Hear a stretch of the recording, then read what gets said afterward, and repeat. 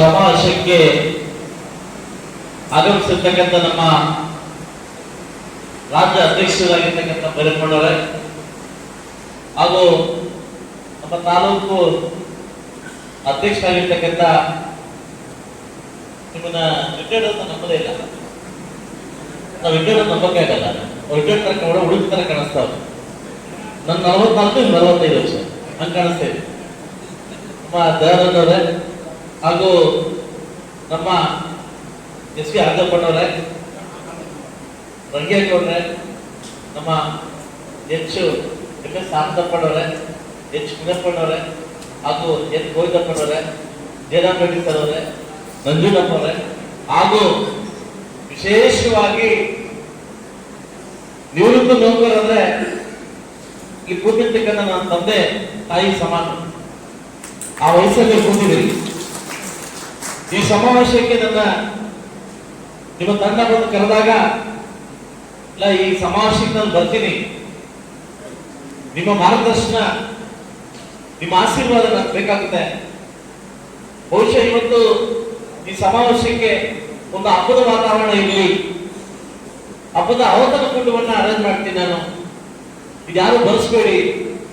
ಇವತ್ತು ಬರ್ತಕ್ಕಂಥ ನನ್ನೆಲ್ಲ ನಿವೃತ್ತ ನೌಕರರ ಸಂಘದ ನನ್ನ ತಂದೆ ತಾಯಿಗಳಿಗೆ ಊಟ ಬಡಿಸುವಂತಕ್ಕಂಥ ಒಂದು ಏನೋ ಸಂದರ್ಭ ನಮ್ಗೆ ಸಿಗಲಿ ಅಂತ ಕೇಳ್ಕೊಂಡಾಗ ನನಗೆ ಮನಸ್ಫೂರ್ತಿಯಾಗಿ ಒಪ್ಕೊಂಡೆ. ಜೀವನದಲ್ಲಿ ನಾವು ಎಲ್ಲೆಲ್ಲಿ ಹೇಗಾದ್ರು ಏನನ್ನ ಎಲ್ಲ ಕಳ್ಕೊಂತೀವಿ. ಆದ್ರೆ ನಾನು ಮುಳಬಾಗಿಲು ತಾಲೂಕು ಬಂದಾಗ ತಾವು ಕರೆದು ನನಗೆ ಕೊಟ್ಟಿರ್ತಕ್ಕಂಥ ಕೆಲವು ಸಲಹೆಗಳು ತುಂಬಾ ಅದ್ಭುತವಾಗಿ. ಬಹುಶಃ ನಾನು ನಮ್ಮ ನಿವೃತ್ತ ನೌಕರರ ವರ್ಷಕ್ಕೊಮ್ಮೆ 2 ಬಸ್ ಮಾಡಿ ನಿಮ್ಮನ್ನ ಟೂರ್ ಕಳಿಸ್ತಾ ಇದ್ದೆ. ಯಾಕೆಂದ್ರೆ ನೀವು ಯಾವಾಗಲೂ ರಿಟೈರ್ಡ್ ಆಗಿದ್ದೀರಿ, ಆ ಲೈಫಲ್ಲಿ ಇದ್ದೀರಿ, ಅದನ್ನ ಕಲಿಬೇಡಿ, ಒಂದು ಬೇರೆ ಬೇರೆ ಪ್ರಪಂಚ ನೋಡ್ಕೊಂಡ್ಬನ್ನಿ ಅಂತ ನನ್ನ ಟೂರ್ ಕಳಿಸ್ತಾ ಇದ್ದೆ. ಆ ಭಾಗ್ಯ ಕೂಡ ನಾನು ಸಿಕ್ಕಿದೆ. ಆದ್ರೆ ಇವತ್ತು ನಾನು ನಿಮಗೆ ಗಿಫ್ಟ್ ಕೊಡ್ಬೇಕಂತ ಬಂದೆ. ಅದಕ್ಕಿಂತ ಮುಂಚೆ ನಮ್ಮ ಜನಾರ್ದನ ಆರಾಮ್ ಕೊಡ್ತಾ ಇದ್ರು, ಯಾರು ಎಷ್ಟು ಕೊಡ್ತೀರಾ, 10,000 20,000 ಅಂತ. ಅದು ಮುಖ್ಯ ಅಲ್ಲ. ನೀವು ಈ ವೃದ್ಧಾಪ್ಯ ಜೀವನದಲ್ಲಿ ಈ ಒಂದು ವಯಸ್ಸಲ್ಲಿ ನಿಮ್ಮ ಸ್ನೇಹಿತರ ಜೊತೆ ಕೂಡಿ ಒಂದು ಜಾಗದಲ್ಲಿ ಸೇರಿ ಸಕಲ ನಿಮ್ಮ ಏನು ವ್ಯವಸ್ಥೆಯನ್ನ ಮಾತಾಡ್ತಕ್ಕಂಥ ವ್ಯವಸ್ಥೆಗೆ ಈ ಕೂಡಲೇ ಮುನ್ಸಿಪಾಲಿಟಿ ಕಡೆಯಿಂದ ಒಂದು ಸೈಟ್ ನ ಅಲಾಟ್ ಮಾಡಿ ಆ ಸೈಟ್ ಅಲ್ಲಿ ನಿಮಗೆ ಒಂದು ಕಟ್ಟಡ ಕೊಟ್ಟು ನಾನೇ ಕೊಡ್ತೀನಿ, ನನ್ನ ಅಂತಂದಲ್ಲೇ ಕಟ್ಟಡ ಕೊಡ್ತೀನಿ ಅಂತ ನಾನು ಮಾತುಕೊಡ್ತಾ ಇದ್ದೀನಿ. ಯಾಕೆಂದ್ರೆ ನಾನು ಶಿವಮೊಗ್ಗದಲ್ಲಿ ನೋಡಿದೆ. ನೀವು ಹಲವಾರು ಬಾರಿ ನಿಮ್ಮ ಹತ್ರ ಹೇಳಿದೆ. ಶಿವಮೊಗ್ಗದಲ್ಲಿ ಸಮಾವೇಶಕ್ಕೆ ಹೋದಾಗ ಬಹುಶಃ ಒಂದು ದೊಡ್ಡ ಕ್ಲಬ್ ಕಟ್ಟಿದ್ರು. ಯಾಕೆ ಕ್ಲಬ್ ಅಂತ ಕೇಳಿದೆ, ರಿಟೈರ್ಡ್ ನೌಕರದ್ದು ಅಂತ. ಬಹುಶಃ ಆ ಕನಸು ಅವತ್ತು ನನಗೆ ದಯವಿಟ್ಟು ಇದಕ್ಕೆ ನಾನು ಮುಳಬಾಗಿಲಲ್ಲಿ ಮಾಡಬೇಕು, ನಾನು ನಿವೃತ್ತ ನೌಕರರು ಕೂತ್ಕೊಳ್ಳೋಕೆ ಒಂದು ಜಾಗ ಬೇಕು, ಅವರು ಇದನ್ನು ತಪ್ಪಿಳ್ಕೊಂಬೇಡಿ, ಅವರು ಅಳತೆ ಹೊಡಿಯೋಕೆ ಒಂದು ಜಾಗ ಬೇಕು ಅಂತ ನಾನು ಡಿಸೈಡ್ ಆಯ್ತು.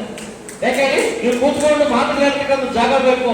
ಅದಕ್ಕೋಸ್ಕರ ಈ ಕೂಡಲೇ ಮುನ್ಸಿಪಾಲಿಟಿ ಸುತ್ತಮುತ್ತ ಲೇಔಟ್ CS ಅಂತ ತಗೊಂಡು ಆ CS ಅಲ್ಲಿ ನನ್ನ ಅಂತಂದಲ್ಲೇ ನಿಮ್ಗೆ ದುಡ್ಡೊಂದು ಬೇಡ, ನನ್ನ ಅಂತಂದಲ್ಲೇ ನಿಮ್ಗೆ ನನ್ನ ಇರೋ ಒಳಗಡೆ ಅದು ಉದ್ಘಾಟನೆ ಮಾಡ್ಕೊಂಡು ಹೋಗ್ತೀನಿ. ನಾನು ಇವತ್ತು ಮಾತು ಕೊಡ್ತೇನೆ. ಒಂದೊಂದು ನಿಜ, ನನ್ನ ತಂದೆ ತಾಯಿ ಕಲಿಸಿರ್ತಕ್ಕಂಥ ವಿದ್ಯೆಯಲ್ಲಿ ಇನ್ನೊಬ್ಬರಿಗೆ ಮೋಸ ಮಾಡೋಂತ ಕಲಿಸಿಲ್ಲ, ಇನ್ನೊಬ್ಬರಿಗೆ ಮೋಸ ಮಾಡೋದ ನನ್ನ ತಂದೆ ತಾಯಿ ಕಲಿಸಿಲ್ಲ. ಒಂದು ಕಡೆ ಇದ್ದು ಇನ್ನೊಂದು ಕಡೆ ದ್ರೋಹ ಮಾಡುವಂತ ಒಂದು ಕಲಿಸಿಲ್ಲ. ಈ 2 ವಿದ್ಯೆಗಳಿಂದ ಬಹುಶಃ ನನ್ನ 40 ವರ್ಷಕ್ಕೆ ನಾನು MLA ಆಗಿದ್ದೀನಿ. 34 ವರ್ಷಕ್ಕೆ MLA ಆಗಕ್ಕೆ ಬಂದೆ ನಾನು 8ನಲ್ಲಿ. ಸದ್ಯ ನಾನು ಸೋತೆ. ಕೆಲವರು ಕರೆದು ನನ್ನ ನೌಕರ ಕೆಲವರು ಕರೆದು ಫೀಲ್ಡ್ ಅಲ್ಲಿ ನನ್ನ ಮನೆಯಲ್ಲಿ ಕೆಲವು ಸಲಹೆ ಕೊಟ್ಟಿದ್ದಾರೆ. ಈ ಸಲಹೆ ಹೋಗುವಂತ ಪ್ರತಿ ವರ್ಷ ಕೂಡ ನಿಮ್ಮ ಹತ್ರ ಕೂತ್ಕೊಂಡು ಕೆಲವು ಸಲಹೆ ತಗೊಳ್ತಾ ಇದ್ದೀನಿ. ಆ ಭಾಗ್ಯ ನನಗೆ ಸಿಕ್ಕಿದೆ. ಖಂಡಿತವಾಗ್ಲೂ ಕೂಡ ಮುಂದಿನ ದಿವಸ ಅಭಿವೃದ್ಧಿ ಕೆಲಸ ಮಾಡ್ಲಿಕ್ಕೆ ಹೊರಟಿದ್ದೀನಿ. ನಿಮ್ಮ ಸಹಾಯ, ನಿಮ್ಮ ಒಂದು ಆಶೀರ್ವಾದ ಇದ್ರೆ ಸಾಕು ನನಗೆ.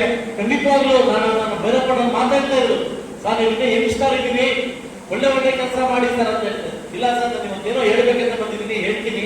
ಅವ್ರು ಕೇಳಿದ್ರು ಒಂದು ಕಟ್ಟ ಕಟ್ಕೊಡಿ ಅಂತ. ಇಲ್ಲ ಸರ್ ಆಲ್ರೆಡಿ ನಾನು ಮನ್ಸಲ್ಲಿ ಬಂದ್ಬಿಟ್ಟಿದೆ, ಆದಷ್ಟು ಬೇಗ ಒಂದು ಇದು ಕೊಟ್ಟು ಏನು ಜಾಗ ಕೊಟ್ಟು ಆ ಜಾಗದಲ್ಲಿ ನನ್ನ ಅರ್ಥ ಹಾಕಿ ನಾನು ಬಿಲ್ಡಿಂಗ್ ಕಟ್ಕೊಡ್ತೀನಿ ಅಂತ ಹೇಳಿದ್ದೀನಿ.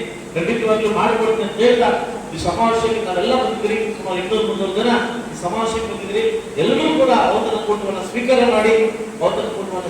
ಮಾಡಿ ಇಲ್ಲಿಂದ ನಾವು ಸಂತೋಷದಿಂದ ಹೋಗ್ಬೇಕಂತ ಹೇಳ್ತಾ, ನನಗೆ ಈ ಸಂದರ್ಭದಲ್ಲಿ ಅವಕಾಶ ಕೊಟ್ಟಿರ್ತಕ್ಕಂಥ ಎಲ್ಲ ನನ್ನ ನೌಕರ ತಂದೆ ತಾಯಿಗಳಿಗೆ ಒಂದ್ಸುತ್ತಾ ಈ ಕಾರ್ಯಕ್ರಮಕ್ಕೆ ಬರಮಾಡಿಕೊಂಡು ನಾನು ಮಾತಾಡಲಿಕ್ಕೆ ಅವಕಾಶ ಮಾಡಿಕೊಂಡಿರ್ತಕ್ಕಂಥ ನಮ್ಮ ಅಧ್ಯಕ್ಷ ಜನಾರ್ದನ್ ಮತ್ತು ತಂಡಕ್ಕೆ ನನ್ನ ಸ್ಥಿರವಾಗಿ ನಮಸ್ಕರಿಸುತ್ತಾ ನಾನು ಮುಗಿಸಿ ಒಳ್ಳೆಯದಾಗಿದೆ.